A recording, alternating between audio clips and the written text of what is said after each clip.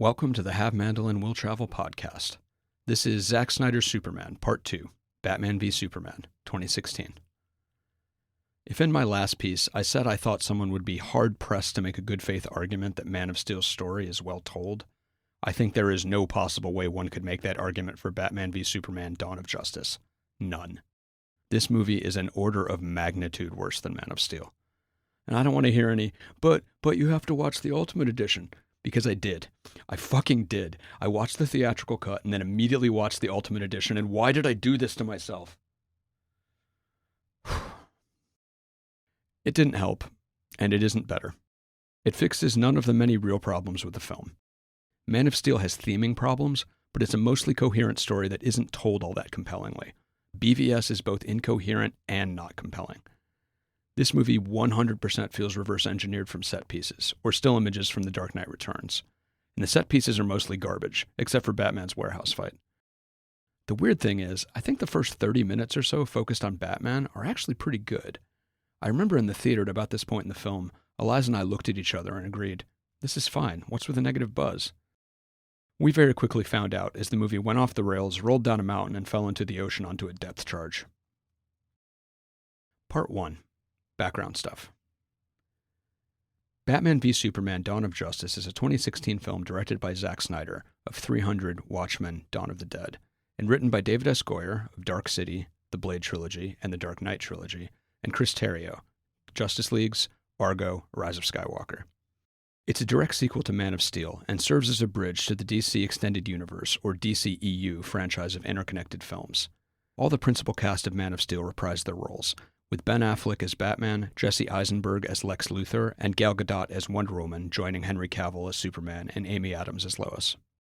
It had a huge opening, but was obliterated by critics, and if the opening weekend Friday to Sunday drop-off and historic week 1 to week 2 drop-off are indications, and they are, general audience word of mouth was pretty bad. I remember the awful buzz around this film. And as is probably obvious by now, in my opinion, both critics and audiences were correct. This movie is horrible. It made $870 million on a budget of probably around $300 million, doing a lot better internationally than domestically, where it grossed about $330 million. I've seen it filed as a box office disappointment, and I think it did some real damage to the DCEU brand. Plot speedrun. Strap in. This film defies easy summary. The movie starts with Bruce Wayne recounting a dream of his parents being killed and him being lifted to the light by bats. The movie proper opens with Bruce Wayne driving into Metropolis during the climax of Man of Steel. The Wayne Enterprises building collapses during Zod's fight with Superman, and Bruce, after saving his employee Wallace from being pinned under rubble and then comforting a now orphaned child, looks up angrily at Superman and Zod flying through the sky. 18 months later, Lois Lane and photographer Jimmy Olsen are in Nairobi, Africa, to do an interview with the warlord Amajag.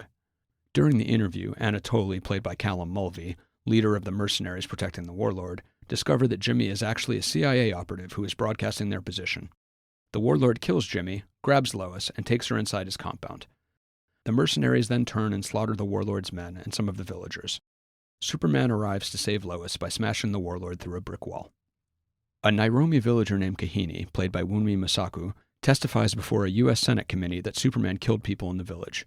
Senator Finch, played by Holly Hunter, declares that the committee finds Superman responsible.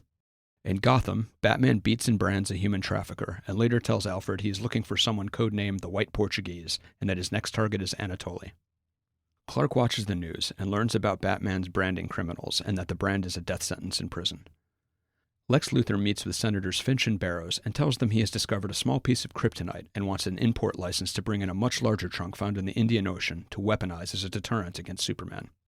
Wallace, the man injured in Metropolis and now missing his legs, defaces the Superman statue in Heroes Park and is arrested. The Daily Planet people look sad. Senator Barrows gives Lex access to the crashed Kryptonian scout ship as well as Zod's body. Bruce Wayne infiltrates a fighting ring and clones the data from Anatoly's phone. He finds a lead connecting Anatoly to Lex. At the planet, Clark wants to write a story about Batman and his one-man reign of terror. Lois goes off to investigate a bullet she recovered from the incident in Nairobi after learning it's a military prototype. Senator Finch tells Lex she's denying his import license. Lois investigates. Bruce Wayne and Clark Kent both go to Lex's house for a charity benefit. Bruce sneaks off to plant a device to copy Lex's computer. He and Clark meet and spar over Batman and Superman. Bruce goes to retrieve the device while Clark sneaks off to avert a disaster in Mexico. Bruce finds his device is gone and sees a mystery woman, Gal Gadot, leave with it. There's a montage of Superman saving people while pundits debate his place in the world and how accountable he should be. Lex bails Wallace out of jail and gives him a fancy wheelchair. Wallace goes to Senator Finch and asks her to call on Superman to answer for his actions. Bruce finds the mystery woman and she gives him his device back and says she was looking for a photo Lex had of her. Bruce decrypts Lex information and falls asleep. He has an overly long nightmare in a dystopian future where he is a freedom fighter and Superman is a dictator because Lois was taken from him. Bruce wakes up, then sees the Flash reaching through time to tell him that Lois is the key. Bruce jolts awake again and sees the decrypted data showing the White Portuguese is a ship in Gotham Harbor that is smuggling in the large trunk of kryptonite. Batman attempts to intercept the mercenaries at the port and kills a lot of them with a Batmobile before Superman knocks it over. Superman tells Batman to bury the bat and says, "Consider this mercy," before flying off. Senator Finch calls on Superman to testify before her committee. Clark talks to his mother, who tells him, "You don't owe this world a thing. You never did." Superman goes to the committee meeting at the United States Capitol. Wallace is in attendance. Bruce finds out that Wallace has been returning his compensation checks and scrawling taunting messages on them. Spoiler, Lex was intercepting the checks and writing the notes. Senator Finch gives a speech, and then a bomb secretly planted by Lex in Wallace's wheelchair explodes, killing everyone. Superman flies off. Batman steals the kryptonite from LexCorp. Lex gains access to the scout ship computer using Zod's DNA and asks it to teach me. Lex puts his blood on Zod despite the computer's warning and dips Zod in the Genesis liquid. Everyone wonders where Superman has gone and why he vanished. Clark sees a vision of his father who tells him an anecdote. Batman arms himself and turns on the bat signal to await Superman in order to murder him. Lois is kidnapped and taken to the top of LexCorp Tower. Lex throws her off the roof, knowing it will bring Superman. Superman catches her and goes up to confront Lex, who tells him that he's kidnapped Clark's mother and will kill her in 1 hour if Superman does not kill Batman. Clark talks to Lois, telling her that he needs to convince Batman to save his mother and that no one stays good in this world. Superman very half-heartedly tries to parley with Batman, and they fight. Batman defeats him using kryptonite, but before the killing blow with the kryptonite spear, Superman says, "Save Martha." And Batman pauses and shouts, "Why did you say that name?" Batman's mother's name was also Martha. Lois arrives and tells Batman that Martha is Clark's mother's name. Batman promises to rescue Ma Kent while Superman goes to see what's causing the scout ship to blast out large amounts of energy. Batman saves Martha. Superman confronts Lex on the scout ship, and Doomsday rises out of the Genesis chamber. There's a fight. The mystery woman, who is actually Wonder Woman, shows up to help. Yada yada. Superman takes the kryptonite spear, stabs Doomsday, but is also killed. Lex is arrested, and funerals are had for Superman and Clark. Bruce tells Wonder Woman that they need to find the other metahumans to fight what is coming. The end. Jesus. Part 2. Theatrical Cut v. Ultimate Edition. The first thing to say is that the Ultimate Edition, that defenders used to paint the narrative of a great movie that was wrecked by the theatrical edit, is just as bad, and maybe worse for being pointlessly longer. The theatrical cut at 2.5 hours is already long, but moves briskly enough, I guess. But at 3 hours, the Ultimate Edition is a slog with way worse pacing. This film has huge structural and character motivation issues which the Ultimate Edition does not fix, or try to.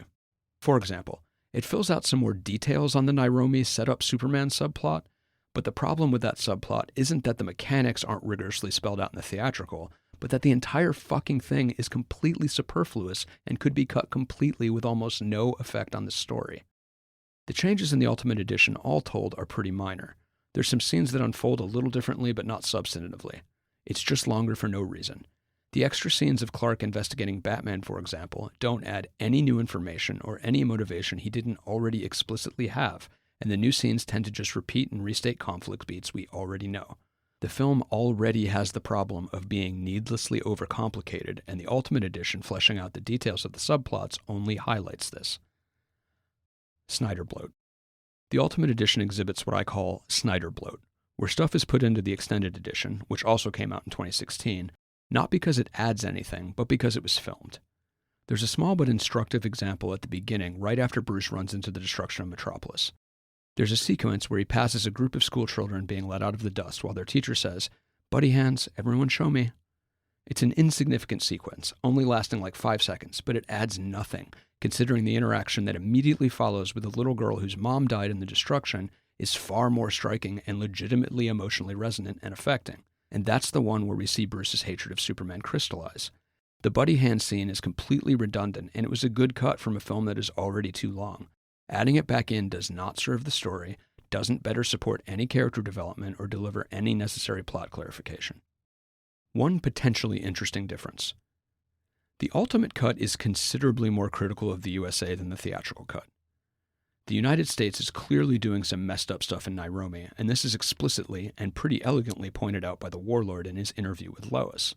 The military is also shown to be absolutely willing to murder everyone in the village, including Lois, an American, to cover the tracks of their failed op, and they only fail because Superman obliterates the drones and missiles.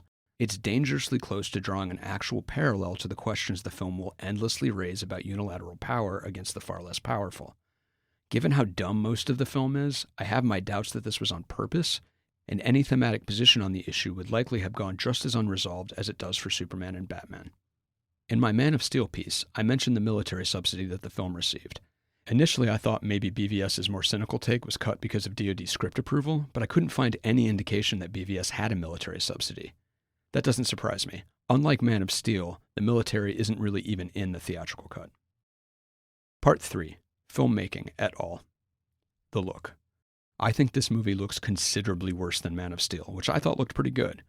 Zack Snyder's cinematography tics that YouTube film critic Patrick Willems mentioned were mostly absent in Man of Steel are in full force in BVS. There's so much slow motion throughout the entire film, and it often feels unmotivated other than, this looks cool in the moment. It becomes so distracting as the film goes on and is overused to the point that it becomes meaningless as a signifier of importance.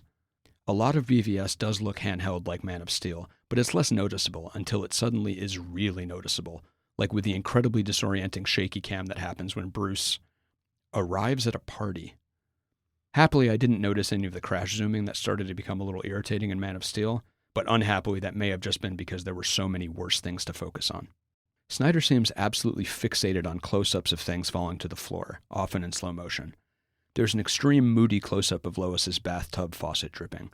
It looks like a horror film shot, and it's not like a significant environmental detail, but in isolation it's a neat shot. In the same scene when Clark gets into the bathtub with her, there's another extreme close-up of his glasses hitting the ground. And several times when someone fires a gun, there's slow-motion close-ups of the shells hitting the ground. Like so many of the stylish choices in the film, or most Snyder films really, they don't reinforce anything or mean anything, and they happen so often that the cool factor wears off through repetition. There's no particular significance to any of them, and once you notice them, it's hard not to get distracted by them. So, you're welcome. Also, a lot of the set pieces turn into CGI nowhere mush. The final battle with Doomsday in particular looks like a video game cutscene, and for a film that's theoretically going for a grounded aesthetic, it really sucks. The Batman vs. Superman fight looks really fake, with the two combatants ragdolling each other around in what sometimes almost seems like a zero-G environment. The physics, which Snyder paid attention to in Man of Steel, are really broken in this fight.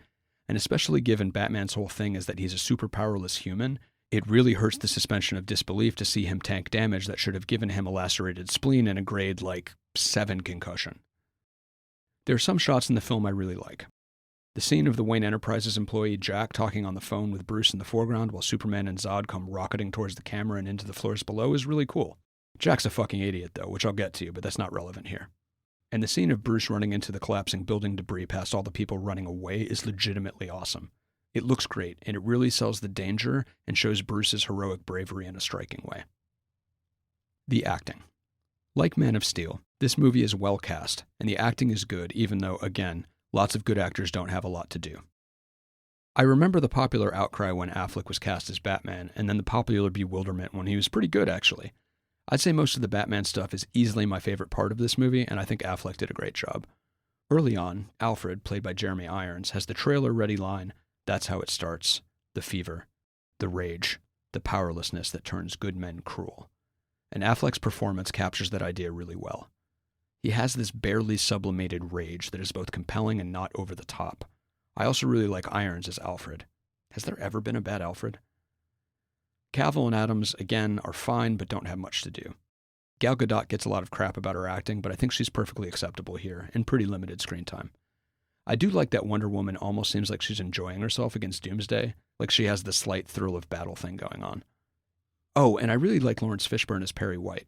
He's kind of perfect, with that very Perry blend of dismissiveness, hard-assness, and genuine affection. He can be a dick, but he will help his people with no hesitation when the chips are down. Part 4. Plot construction. Oh boy, this plot is fucked. Like holistically, structurally fucked. Contrivance and irrelevance. This film's go-to move is contrivance, and people have to act like space aliens to make the plot go. Why are Jack and all the Wayne Tech employees just sitting at their desks waiting for Batman to call while Zod's world engine is destroying the city like 2,000 feet away?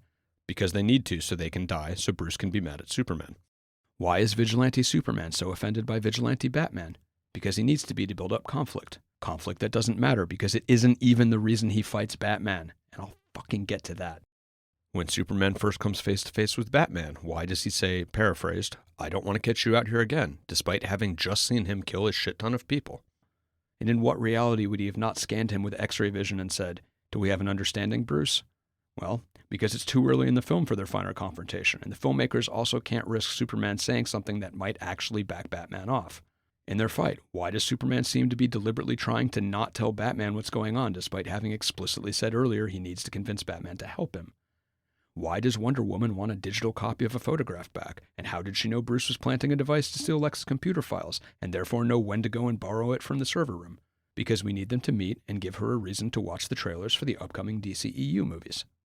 When Doomsday is on the abandoned Stryker's Island, why doesn't Batman go back to Gotham to get the spear instead of leading the monster back to the city?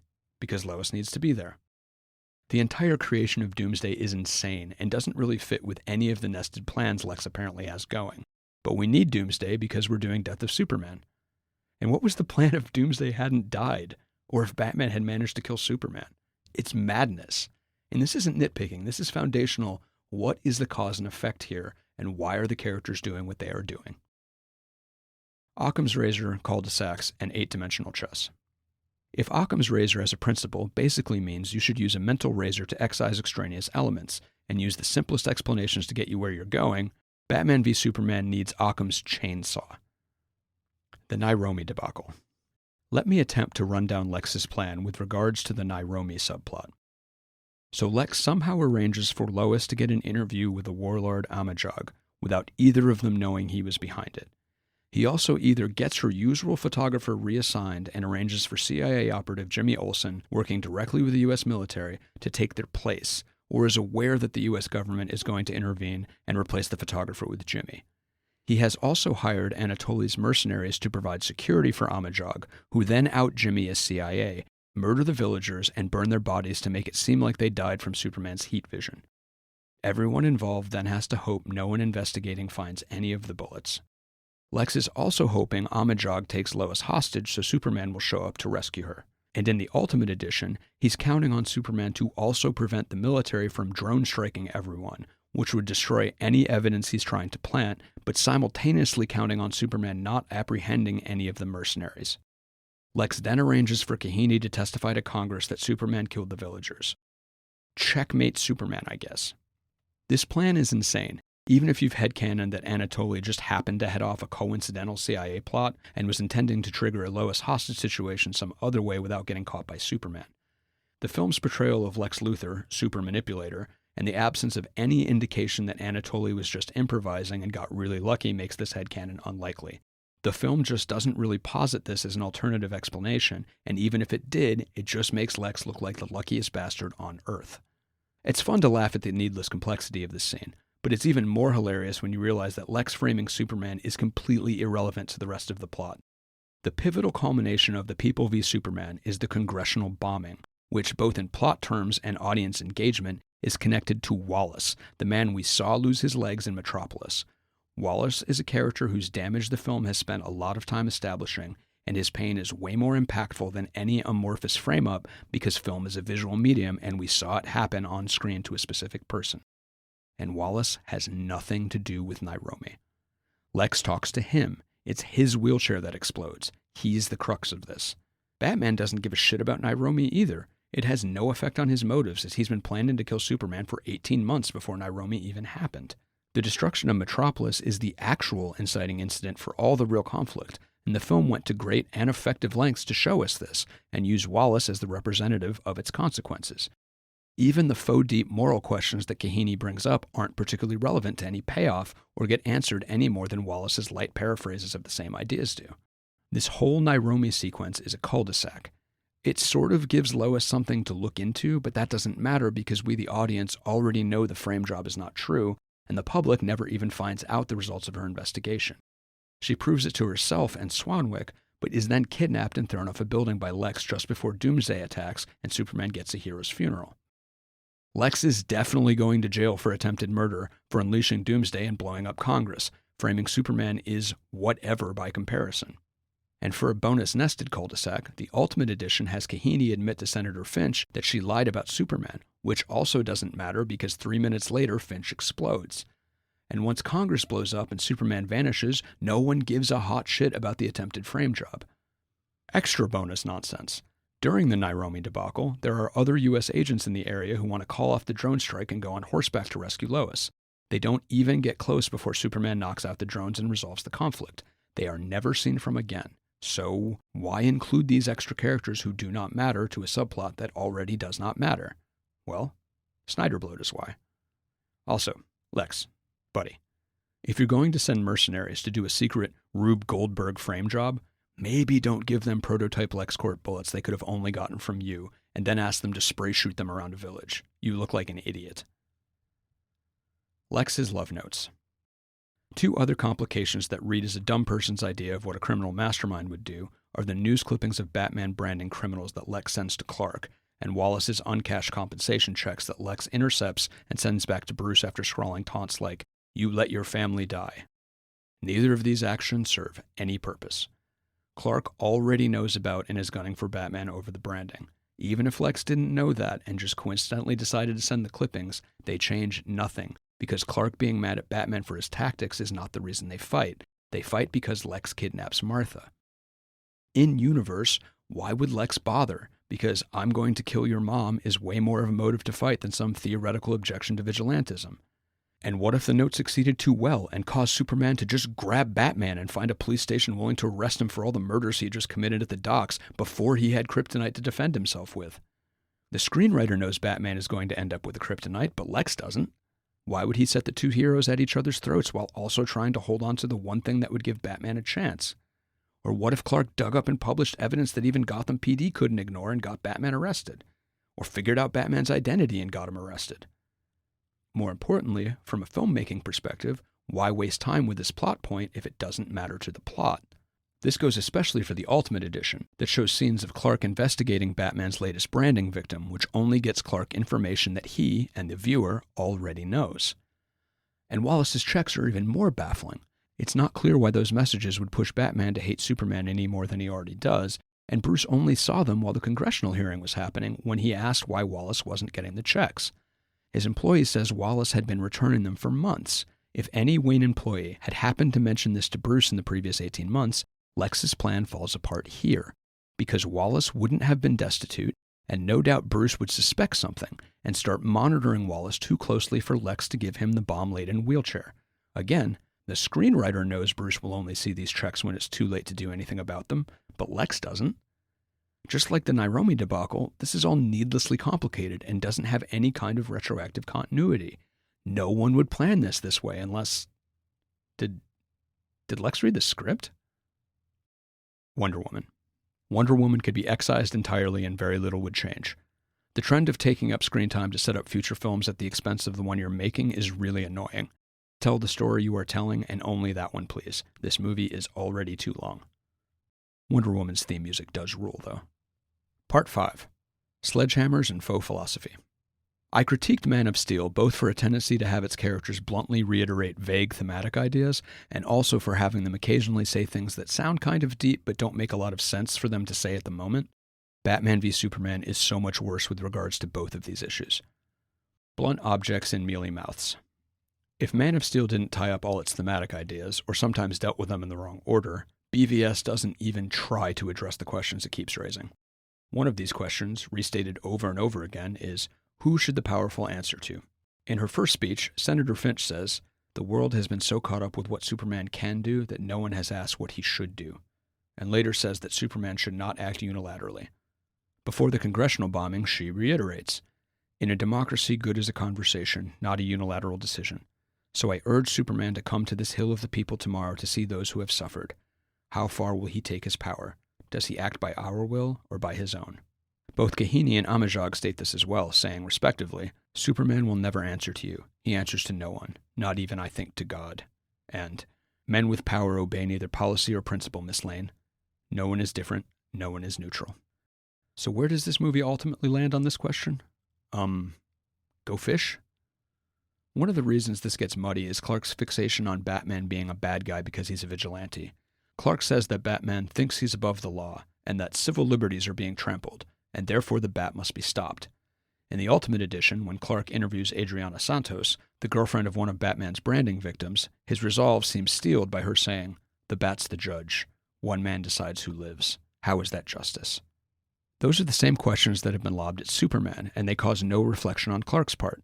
When Clark criticizes Batman to Bruce at the charity event, Bruce correctly points out the hypocrisy of one of Superman's Daily Planet boosters, condemning Batman for acting without oversight. Clark has no response. And even worse, Adriana's final line in Clark's interview is this: "A man like Batman, words don't stop him. You know what stops him? A fist." Clark does not disagree. So is this film positing that vigilantism is okay only if you're stopping someone else's vigilantism? This is not what Superman is being criticized for, of course. Or is the film saying Lex and Bruce are right to want a fist to stop Superman, who will not be stopped by words?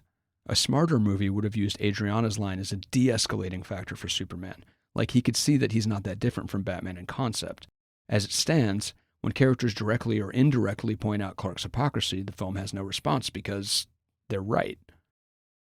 None of these real-world scenarios or questions are dealt with or resolved because they are completely preempted by Lex kidnapping Martha and then summoning a Kryptonian Ninja Turtle, both of which are non-sequiturs from the conflicts the film keeps saying it's about. And there's no grappling or reckoning with any of this from anyone in the aftermath, heroes or normies, and the question of the justice of unilateral power is just left hanging. For a theme that's delivered so constantly and with the subtlety of a sledgehammer to be just abandoned is really weird. The closest thing this film has to a thesis statement is near the very end, when Bruce says this: "Men are still good. We fight, we kill, we betray one another. But we can rebuild. We can do better. We will. We have to." That statement, in addition to being not particularly earned for his character, has absolutely nothing to do with all the allegedly deep moral questions this film cannot shut up about. There are definitely more things in heaven and earth that are dreamt of in your philosophy, Horatio. This film is lousy with deep-sounding but ultimately pretty meaningless pablum. The worst and most obvious practitioner of this is Lex. Here's just one example because I think it's both representative and unintentionally funny. "I figured out way back, if God is all-powerful, he cannot be all good. And if he is all good, then he cannot be all-powerful. And neither can you be." Whoa. That's like so deep, man. Except that, Lex, Superman obviously isn't all-powerful, and I don't think anyone in this film literally thinks he is. His first public appearance showed the world he definitely is not. There, solve that for you, Lex. You're welcome. Honestly, this aspect of Lex, like a lot of stuff about him, his stupid overcomplicated plans, his inability to count for basic contingencies, could have been an interesting take if the movie treated him like he actually was kind of an idiot. A rich, exhausting Nepo baby in over his head and making impulsive decisions because he isn't nearly as clever as he presumes to be. Sort of similar to how early seasons of Game of Thrones treated Cersei. She was a forceful and intelligent person who got herself into trouble because she was, to paraphrase Tywin, not as smart as she thought she was. But a framing like that is not present. The filmmakers seem to think they've created a mad genius rather than a sub-freshman level philosopher. Also, when referring to Superman, he is constantly mixing his metaphors, referring to him both as a god and a devil, sometimes in the same conversation, in a way that doesn't seem like it was meant to be a character error or ambivalence. It seems like the writers were just writing cool lines in isolation. Ma and Pa say knock you out. Both Ma and Pa Kent manage, in their brief appearances, to say lines that sound either edgy or wise, but have some probably unintended and unfortunate implications. Before Superman decides to testify before Congress, he visits his mother in Smallville. She says, "People hate what they don't understand, but they see what you do, and they know who you are. You're not a killer, a threat. I never wanted this world to have you. Be their hero, Clark. Be their monument. Be their angel. Be anything they need you to be. Or be none of it. You don't owe this world a damn thing. You never did. This is the entirety of what she says in the scene, and it is kind of all over the place. There's no predicate conversation either. The scene just starts with this. Martha's first line isn't really relevant to anything in this film, as the central question of BVS, like who should power be accountable to, and can power stay benevolent, don't have much to do with hatred because of fear. They're especially not relevant because they are immediately contradicted by her next two lines. Apparently people know him and understand him already. I never wanted this world to have you is a really weird line. It's like she knows she's talking about a theme, but this also isn't related to anything going on. The next bit sounds like her saying that it's okay whether he chooses to keep being Superman or not, a conflict that we don't know he's struggling with. So far he has just looked sort of pouty that he's being criticized. He has never articulated wanting to hang up the cape, and if he's considering it because people are finally starting to question him after an 18-month love affair, as Perry called it, then he's kind of a dick. A bigger problem for me is that there is nothing in this speech that would even seem to inform his decision to go testify before Congress. Clark doesn't even respond before the scene changes. This scene could have gone anywhere in this movie and had the same non-influence on events. Also, you don't owe this world a thing you never did is a horseshit edgelord thing to say. Seriously, what the fuck, Martha? He absolutely does owe this world a lot. His life, his parents, Lois, the more than a year of adulation that the movie assures us he got. He's the one who chose to be Superman. Well, Jor-El told him to, but still. And according to Lois in Man of Steel, not helping people is not an option. Is this going to lead to a, sorry ma, you were wrong moment, before he proudly protects the world with newfound conviction, like he never had with Pa? Nope. The scene where he climbs a mountain and encounters a vision of his father is similarly disconnected. They have this exchange. Jonathan, I remember one season the water came bad. I couldn't have been 12. Dad had out the shovels and we went at it all night. We worked till I think I fainted. But we managed to stop the water. We saved the farm. Your grandma baked me a cake. Said I was a hero. Later that day we found out we blocked the water all right. We sent it upstream. The whole Lang farm washed away. While I ate my hero cake, their horses were drowning. I used to hear them wailing in my sleep. Clark, did the nightmares ever stop? Jonathan, yeah, when I met your mother. She gave me faith that there's good in this world. She was my world. I miss you, son. The anecdote is pretty striking, but the message actually seems to be that trying to be a hero is an illusion, and people get hurt when you do, which doesn't seem like the right message to convince Superman to return to the world. It might at least be more relevant if we saw Clark actually grapple with nightmares of the people he either couldn't save or accidentally hurt, like perhaps the thousands of people that died in his fight with Zod, but we don't. The conversation ends on a note that reinforces an aspect of this Superman that I absolutely hate, that I call his Lois-centered morality, but more on that later.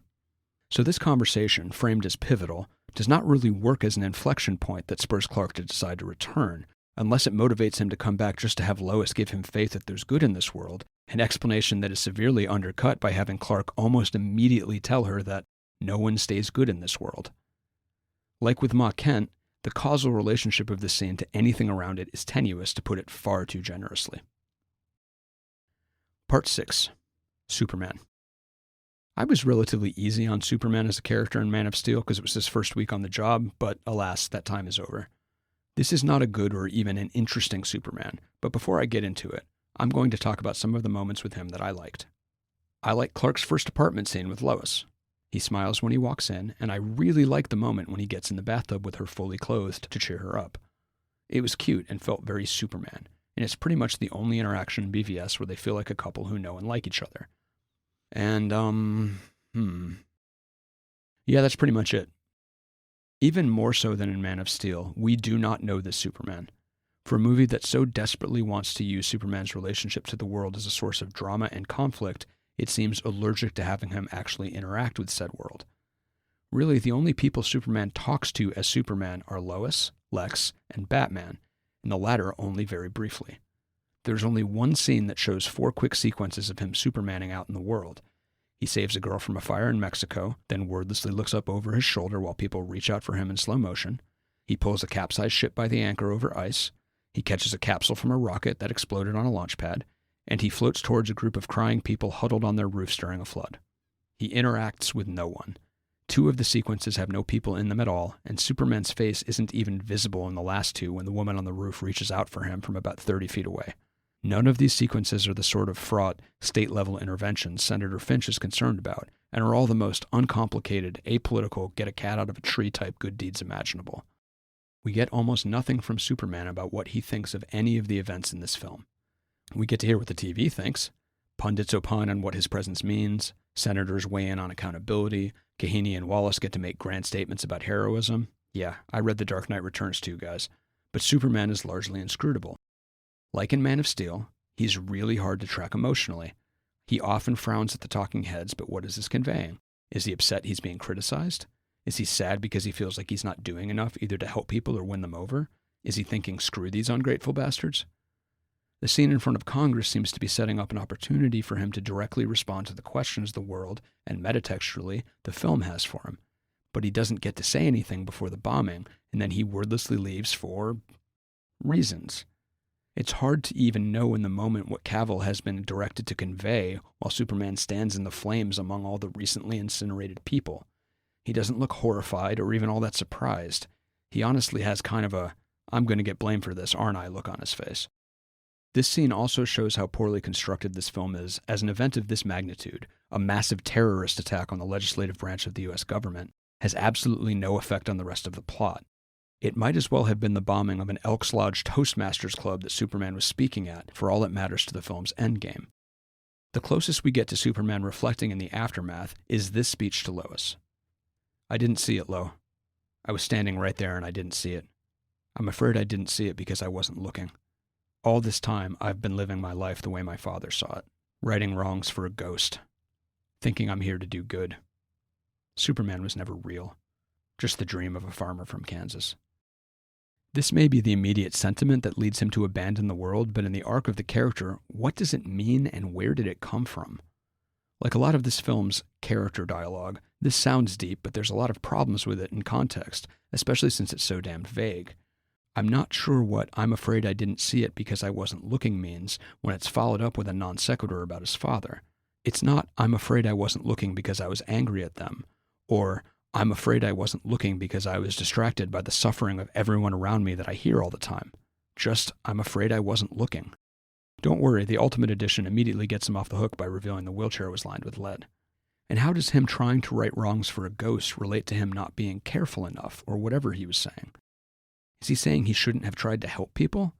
What about the bombing of Congress, or really any of the film's events, made him think any of this? This is the first moment of reflection he's had, and it, like Ma and Pa's speeches, doesn't seem to be the payoff for any emotional beats that have been set up. Also, what he says about Jonathan doesn't really fit with the unsure and fearful Jonathan of Man of Steel.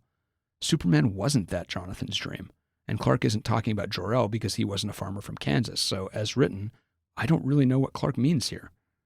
So I don't like this version of Superman as a character, and it's not because it's subversive or it's not the take I wanted. It's just that it mostly isn't a take on the character at all. He just sort of frowns at things while master manipulators, citation needed, pull his strings until he heroically sacrifices himself in a nonsense climax. No idea is actually debated, no conclusions are arrived at, no opinions are changed. Except Batman, but I'll fucking get to that. Whatever happened to the Man of Tomorrow?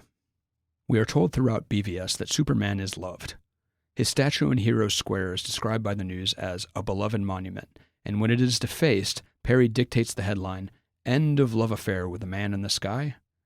This implies that public perception of him has been pretty good for the last 18 months. Later, Lois assures him that he gives people hope, and Martha tells him that they see what you do and they know who you are. You're not a killer or a threat. Which, citations needed.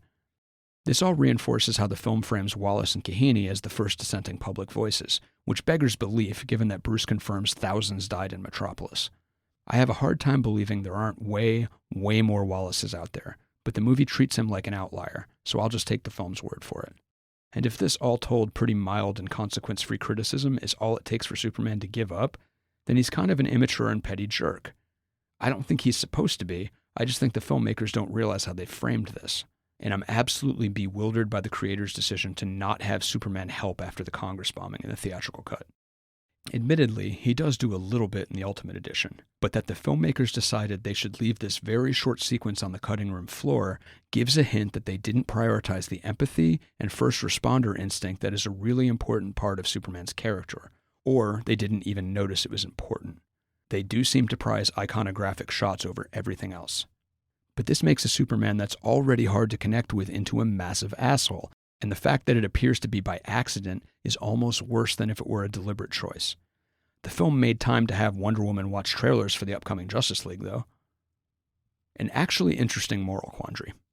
In an interview, Kahini poses the question of how Superman decides which lives count and which ones do not, which doesn't sound all that much like the question someone who thinks Superman attacked and burned the people in her village would say. It sounds like the question someone who ended up on the wrong side of a trolley problem would say. I know that in the Ultimate Edition she's lying, but it's still the wrong question for what the emphasis of her narrative is. It's not relevant to the Congress bombing, which is the theoretical culmination of the "is Superman bad actually" question, and Superman's never presented on screen with a trolley problem style dilemma where he had to let someone die.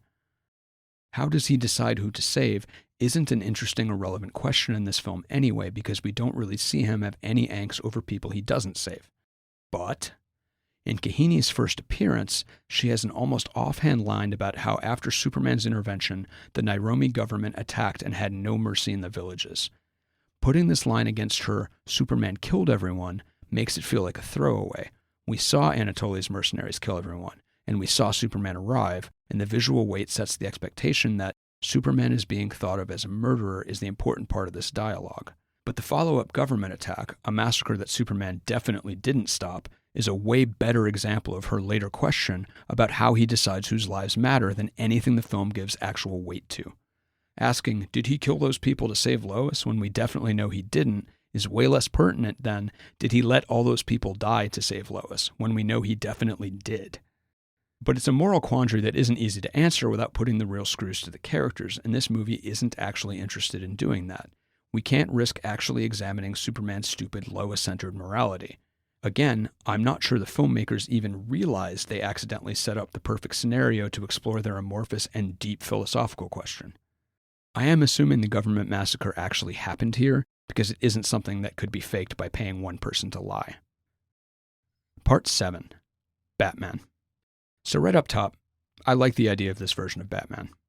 This Batman has survived in the vigilante game way longer than he ever expected to, and the suffering he's seen and experienced, even past his founding myth, have pushed him over the edge. As I mentioned earlier, I think Affleck conveys this more broken, near-alcoholic Batman really well, mixing his simmering rage with an almost nihilistic hollowness, due to the futility of his quest in the world he lives in. To quote the man himself, "Criminals are like weeds, Alfred. Pull one up, another grows in its place." He feels so adrift, and I love his response to Alfred warning him that taking on Superman is suicide. "I'm older now than my father ever was." Bruce never expected to live this long, to get old, and he's not sure it was worth it. He almost seems comforted by the possibility of the end. Affleck's performance really embodies Alfred's early and correct assessment of the state of things. Everything's changed. Men fell from the sky. The gods hurl thunderbolts. Innocents die. That's how it starts, sir. The fever. The rage. The feeling of powerlessness. It turns good men cruel. The opening set piece centered on Bruce during the Metropolis attack is a good recontextualization of the climax of Man of Steel, and I believe that this version of Batman would absolutely break bad after being powerless to stop any of the destruction. And the uptick of his brutality has been noticed, as a Gothamite says this of him: "There's a new kind of mean in him. He's angry, and he's hunting." This is all good setup, and I really like it. The problem is that there's not much payoff, and Batman doesn't seem to learn very much or change particularly. The film seems to be trying to set up a redemption arc for Batman, that he'll realize he's gone too far and ease up, but it doesn't come. He ends the film approximately the same character he started as. Batman murders a bunch of people when trying to get the kryptonite from the dock before he meets Superman, and after the two men reconcile, he kills some more people in the admittedly awesome warehouse fight. He also brings his Bat brand to Lex's prison cell at the end, and in the Ultimate Edition, he has gotten Lex transferred to Arkham, where Batman still has friends that are expecting him, which is hard to read as anything other than a death sentence, assuring us that Batman has learned nothing. He's just sad that he tried to kill Superman now. Also, why he doesn't actually brand Lex was a little unclear to me, The way the scene is shot, it didn't seem like Batman was just trying to scare the guy. I honestly don't care that much if he kills people, but like with what I said about Superman killing Zod in Man of Steel, that kind of departure from an otherwise pretty conventional take on the character should be a springboard for some kind of change in said character. I've seen an interview with Zack Snyder where he seems to think that Batman shooting a car engine and then the driver dying when the engine explodes doesn't count as Batman killing someone, which doesn't fill me with hope that the filmmakers understood that redemption was the seed they were planting. But the film does plant it, so Batman should have had a recognition and some sort of contrition. If only there was a character that could show him that he's gone too far and show him a better way, to inspire him, maybe with a symbol of hope. If only there was a character like that in this film. Part 8. Batman v Superman. Dawn of Nonsense. It's probably not surprising that in a movie that feels mostly reverse-engineered from iconic visuals, the most reverse-engineered is the titular conflict between Batman and Superman. BVS is hyping this impending brawl for the entire film. It is the title, after all. But there's a throw spaghetti at the wall and see what sticks quality to the build-up, especially with regards to Superman. The film spends a not insignificant amount of time trying to gin up Superman's antipathy towards Batman via mostly repackaged reiteration in the theatrical cut and a full-on investigation in the Ultimate Edition. But at the end of the day, is there really a conflict of worldview between Superman and Batman? Clark always frames it as an ideological issue. He objects to Batman's lack of accountability and willingness to violate civil liberties, but how do those ideas not apply to himself? As I mentioned earlier, when this hypocrisy comes up, he has no answer. This could maybe work if the film had Superman's problem with Batman be an issue of method and result rather than legality. Like if Superman thought that terrorizing and hurting people is bad and also ultimately self-defeating, something Bruce might have already known on some level given his statement to Alfred about criminals and weeds. Though between what happened in the climax of Man of Steel and what Superman did to Amajog, there's no way that guy lived. Superman is the same kind of vigilante that he criticizes Batman for being. And since we don't see any acts of heroism that aren't like catching stuff or literally lifting people up, there's not enough contrast between what Superman does to violent people and what Batman does. Maybe it would be different if Superman de-escalated situations, or grabbed violent people by the scruff of their necks and disarmed them without hurting them, or appealed to the better angels of people's nature to diffuse conflicts and created more lasting change. The Superman comic book American Alien has a young Dick Grayson articulate something similar to Clark during a discussion of Batman. Quote, "It's a smart move to become a fairy tale monster to scare crooks, but I don't know if it's ultimately a good idea. He's all fear. It's been shown that, like dogs and whatever, they don't always respond to fear to train them. Sometimes they just get meaner. So I think Batman needs a counterpoint. Darkness needs light. Fear needs hope." Unquote. This would not only make Superman's criticism of Batman not seem completely hypocritical, it could also be the inspiration for Batman's redemptive arc. A cleverer movie might have had Superman's weird fixation on Batman bad because vigilante be projection, where he's going hard on Batman as a subconscious grapple with the valid criticisms he himself is getting. But that would require a moment of reflection and change from Clark, and we can't have that. But the biggest issue is that none of this matters for Superman. He fights Batman not because of ideological issues, but because Lex forced him to by kidnapping Martha. So in addition to the ideological conflict not really adding up, it was all wasted screen time. It changes nothing and is dropped the second the fight is over. The fight. The title fight is awful and is blocked and contrived very weirdly. Neither character acts like a person would in the situation. There are so many moments when they knock each other over, then patiently wait for their opponent to get back up. It's like watching a turn-based RPG. Superman seems to be actively avoiding explaining anything to Batman. At the start, he very slowly says, "We don't have time for this," before knocking Batman 30 feet away, and then not saying what he needs to before Batman gets back up. Later, there's a moment where he circles a prone Batman for like 4 seconds without saying anything. Fuck's sake, man, you told Lois you needed to convince him to help. Why are you not even trying? And there's a few spots where Batman doesn't seem to be actually trying to kill Superman. After weakening him with kryptonite and beating him into the ground, he just stops until Superman has a chance to recover and then resumes his attack. Also, Batman is super lucky that when Superman crashed him through a nearby building, it happened to be the one the kryptonite spear was in. And Clark, buddy, if you need this guy's help, maybe don't throw him through buildings. That likely kills any non-CGI man. I'm really curious to see how this was described in the script. Was it explicit about all this nonsense, or was it more like a Shakespearean they fight direction, and the director, choreographer, and director of photography figured out the details? Save Martha. Anyone who has seen this movie or seen any criticism of it knew this paragraph was coming, but I'm not going to belabor how dumb and artificial this moment is, though it is very much both of those things. When I saw it in the theater, I thought that it was stupid, but maybe it was gesturing at something cogent, like hearing Superman say Martha made Batman confront Superman's humanity for the first time. It's still clumsy. Clark wouldn't have phrased it like that, and this Batman kills people, so it still doesn't work, but I thought maybe it was more failure to execute than complete fiasco. But on a rewatch, I noticed that just before this, Batman says to Superman, "I bet your parents taught you that you mean something, that you're here for a reason." So Batman knows he has parents. Never mind, I guess the name Martha was just a spell that altered Batman's entire motivation. His heel turn to being Superman's friend is actually really funny. I could probably write 4,000 words just on all the problems with this scene, but I'm going to resist the urge. But I am going to add one more thing. The long slow-motion flashback to Martha dying and Thomas Wayne saying her name after Superman says, "Save Martha," was interminable. For fuck's sake, we know. This flashback is a direct repetition of the first scene of the film, and we've also seen Martha's gravestone several times. Her first name is firmly established. I already don't want to ever see Batman's parents die again on film. I certainly don't want it twice in the same bad movie. Bonus dumb thing. Bruce and Clark's first meeting at Lex's charity event is really stupid if you think about it for too long. Lex knows both of their secret identities and specifically requested Clark Kent to cover the event that he also invited Bruce to. But why? Just to meet Bruce Wayne? What for? Why would he have invited a man he knows has super senses and x-ray vision, and also the man who is the world's greatest detective, into his house? Admittedly, both heroes are made to look pretty stupid when neither thinks it strange that Lex is making such a big show of introducing a reporter no one has heard of and that he's clearly never met before to Bruce Wayne. And then he says, "I would not pick a fight with this person," after shaking Clark's hand. Lex is acting very weird even by his standards and is risking drawing the attention of two very dangerous adversaries for basically no reason.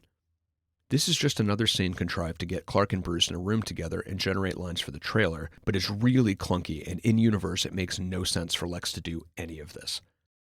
Clark and Bruce do have a disagreement over Batman, but there's no way Lex could have been planning for that, or engineered this entire meeting just for that token bit of conflict, which, as I've said many times, doesn't matter anyway. And if either Clark or Bruce had known the other's true identity, Lex would have probably given the game away by trying to stir shit up. Also, how does Clark not already know who Bruce Wayne is? Gotham's right across the bay and he's a damn reporter. Instead of saying, "Who's that?" to the valet, he could have said, "I'm surprised to see Bruce Wayne at a charity event." Or he could have said nothing because the audience knows who he is and Lex introduces them later. Sigh. Part 9. Lex Luthor. Jesse Eisenberg's Lex Luthor has gotten a lot of criticism. Personally, I think it's fine. The pop opinion right after this movie came out was that he was trying too hard to be Heath Ledger's Joker from The Dark Knight. I can see that argument, but it never bothered me, and in 2025, almost 20 years after Ledger's Joker, the cultural link has weakened considerably. He's not playing a standard Lex Luthor, but in universe he's the son of the Luthor who created LexCorp, so he may not even be intended to be the standard version. This doesn't matter to me, and I don't really care that he's different. I only care that he's well realized and a good foil for Superman, and he's a mixed bag by those metrics. He's all over the place with his juvenile philosophizing, but, as I said earlier, the film doesn't really frame it like we're supposed to think he's an idiot. He reads like a pretentious buffoon as written by people who don't think he's a pretentious buffoon. It's a very twitchy and kind of annoying performance, but I do think that it works for this version of the character. Lex reveals almost in passing how his father named the company after himself, but told everyone it was named after our Lex as a cynical PR stunt. He also tells Superman that he was the victim of his father's fists and abominations. This Lex is a man still in the shadow of a powerful and domineering dad, the man whose name he carries and has to see every day as he goes to work in a company he had no part in building. This is also reinforced by how most of the other characters don't take him all that seriously and sometimes seem annoyed to be stuck dealing with the lamest Luthor. This is a Lex obsessed with his own feelings of powerlessness, and this powerlessness is a pretty compelling motivation for him to hate Superman. This is all handled uncharacteristically subtly for such a blunt, dumb movie, and it absolutely works to explain Lex's manic puppy who is scared he's about to get kicked performance. And it ties nicely back to Alfred's line about the powerlessness that turns good men cruel. Lex wasn't born like this. But though I think there's a good idea in here and some well-supported character stuff, Lex gets fumbled hard in execution. His plans are stupid and his third act motivations are unclear at best and nonsensical at worst. Why he wants to destroy Superman is pretty deftly established and mostly subtextual, but how he wants to destroy Superman is stupid. On the rooftop, after his faux Kierkegaardian God cannot be all-powerful and all-good thing, he tells Superman that humanity needs to see the fraud you are, with their eyes, the blood on your hands, and then tells him to bring him the head of Batman or he'll kill Ma Kent. Why would Superman killing Batman show him to be a fraud? The world has already seen blood on his hands. He killed Zod. Thousands died in Metropolis and Man of Steel. He couldn't or didn't stop Congress from exploding, and then he vanished without helping very much, or at all in the theatrical cut. And apparently some people already think he murdered the villagers in Nairobi, and we, the audience, saw him almost certainly kill Amajag. Why would killing a violent vigilante change anyone's opinion? Why would this be a tipping point, especially when the media is debating his complicity in the destruction of 1/3 of the US fucking government? And where does Doomsday, whose creation he has already set in motion, fit into this? This Batman v Superman fight isn't portrayed or revealed later to have just been a way to distract Superman so Lex could create Doomsday. But even if it was, what was the plan? Have Doomsday kill Superman, assuming Batman didn't already, and then, profit? Part 10. Dawn of Injustice. Bruce's nightmare vision of a future with a fascist Superman adds nothing to the actual narrative of Batman v Superman, and removing it entirely would have no effect. It just feels like 5 minutes of wasted screen time in a movie that already has too much going on and an underwritten title character in Superman. This scene is referred to the Nightmare with a K, but I refuse to call it that. This is a tease for a future movie that seems like it's adapting the Injustice storyline. Injustice is a 2013 fighting game where Superman has turned dictator after Lois dies, and the other characters take some sort of pill to allow them to fight Superman. It's a video game plot, so whatever.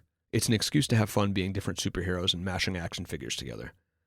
Injustice was also adapted into a comic book series written by Tom Taylor and Brian Buccellato, and I've heard it's handled about as well as it could be, but I absolutely hate this premise.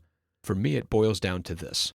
If you can make Superman into a dictator after one person dies, even if it's his fault, he's a bad Superman. Superman sees people die all the time, and he's an incredibly empathetic character.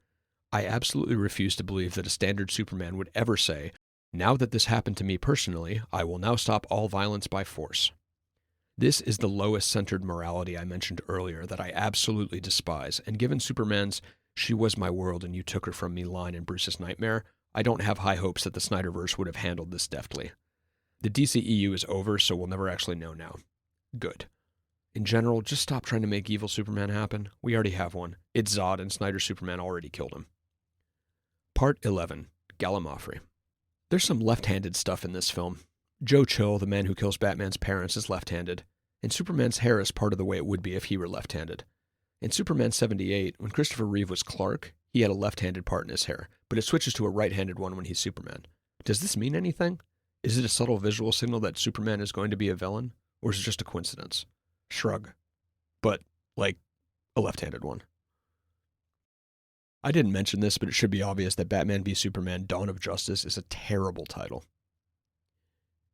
Kahini is played by Wunmi Masaku, who was Annie in Sinners, and she was really good in it. I'm glad she found her way to a better film. I did really like Lois's reaction when Superman shows up to save her in Nairobi. Amajag is using her as a human shield, and she's trying to tear his arm away from her. But when Superman arrives, she just slowly smiles and lets go of his arm. It's got a "you are so screwed now" vibe that I quite liked. Twice Lex asks Senator Finch if she knows what the oldest lie in America is, and the answer is different both times. I wonder if this was Goyer trying to recapture a bit of the Dark Knight's Joker, who gives two wildly different origin stories after saying, "Do you want to know how I got my scars?" This is way harder to catch in BVS, as there's more than an hour between the two lines, so I don't know if it was intentional or a mistake by the writers. I probably should have mentioned this in my Man of Steel piece, but I do really like composer Hans Zimmer's theme for Superman. The image in the opening dream of a young Bruce being lifted into the light by bats was cool, but I'm not sure what it has to do thematically with anything. A user on imdb.com says that the Ultimate Edition manages to fix all the problems with the theatrical version. 31 extra minutes makes a huge difference. Strong disagree. After the Congress bombing, there's an irony of Superman supposed to be thinking, "I brought this on them. They'd be alive if I wasn't here," which I'm not sure the filmmakers meant for him to convey. I'm meeting them more than halfway here. because he didn't angst over Metropolis, which is the same issue but like 1,000 times worse from a human cost perspective. I think it's a nice touch that Lex's right-hand person, Mercy Graves, played by Tao Okamoto, dies in the congressional bombing. It subtly shows what an evil bastard Lex is. He sent her to her death despite her loyalty to him. Lois is bad at interviews. Her lead question to Amajag is, "Are you a terrorist, General?" I thought for sure this was going to be different in the Ultimate Edition, but nope. Kevin Costner sounds really different than he did in Man of Steel. He's putting on a weird affect after just sounding like Costner in the previous film. This is not a criticism necessarily, it's just really weird. The Kryptonian scout ship's computer line about Doomsday is kind of cool, if a bit too turgidly editorialized for a computer. It has been decreed by the Council of Krypton that none will ever again give life to a deformity so hateful to sight and memory, the desecration without name. What I like about it is that it is very fitting for a rigid Kryptonian society that has the strict genetic caste system laid out in Man of Steel to consider foreign genetic material a desecration. I don't know if this was intentional, but I'm a Death of the Author guy, so good job, writers. The News Chiron describes Wallace spraying false god on Superman's statue as a hate crime, which is pretty strident. This is the kind of subtle, from a filmmaking perspective, framing thing that trains the audience to think the whole world loves Superman. A framing the film then undercuts by making Superman potentially a dour asshole.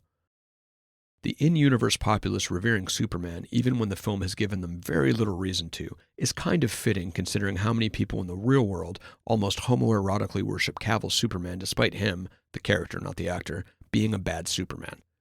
I saw an extremely funny post on Facebook that was a photo of Cavill as Superman with a caption to the effect of, "This is my Superman. Sure, his movies weren't good and he was written badly and he didn't get to show much character, but he was the perfect Superman."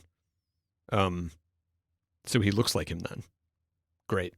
That's obviously more important than the character writing. Superman just refuses to talk to people other than named characters. I thought it was particularly funny in the Ultimate Edition when he's about to climb up the mountain where he'll see Pa Kent and two men address him, and he just completely ignores them. I've seen people call BVS a deconstruction, but I think it's too dumb to pose any real criticisms of the characters or deconstruct the idea of superheroes. It goes through great lengths to get any complexity off the table because the only people actually criticizing Superman were paid off or tricked by Lex. This wasn't intentional, but it has uncomfortable reminders of the go-to real-world tactic of dismissing any potentially valid and good-faith criticism as the work of outside agitators and paid protesters, or a conspiracy of critics just trying to hurt this film on Rotten Tomatoes because they hate DC. Part 12. Conclusion. This film is a disaster that I can't recommend to anyone, but honestly it was kind of a fun watch. I actually forensically enjoyed the theatrical cut and appreciated that its mind-boggling horribleness gave me so much to think about and laugh at. Screw the Ultimate Edition, though. That was the worst idea I've ever had. If it were a little bit shorter, I think the theatrical cut of this film would almost be in the so bad it's good territory and worth occasionally watching with a bunch of friends. This is not a mature real-world movie for adults that asks complex moral questions. That is a bullshit take and speaks very poorly for either the good faith motives or the media literacy of the people who say it. Like I said in my Man of Steel review, I generally fall into the like whatever you like camp, but please be honest with yourself and don't try to trick others into seeing a dogshit film on false pretenses. I've got more essays coming in my Superman series, but happily Batman v Superman is the absolute nadir, so it's all looking up from here. Make sure to save Martha. Originally published September 26th, 2025. This has been the Have Mandolin Will Travel podcast. I'm Matt Giuliano, and I hope you've enjoyed this piece. Check out havemandolinwilltravel.com for a closer look at some of my other projects and to check out my music. Cheers and happy listening.